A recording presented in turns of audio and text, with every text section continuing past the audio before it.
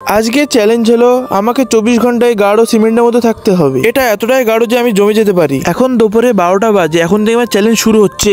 প্রত্যেক 2 ঘন্টা পর পর তোমাকে এখান থেকে একটা পতাকা তুলতে হবে, যেটাতে তোমার জন্য টাস্ক থাকবে, লেখা থাকবে। ঠিক আছে, প্রথম পতাকা তুলে দেখি কি লেখা আছে। আরে না, এটাতে লেখা আছে আমাকে স্লাইড থেকে উপর থেকে নিচে ফেলা হবে।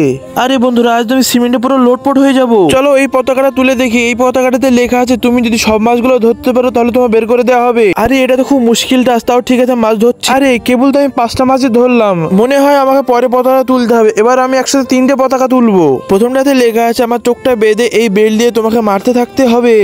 আরে এ থেকে আমাকে কেউ বাঁচাও, এটা দিয়ে মারলে তো আমি তো পড়ে যাবো।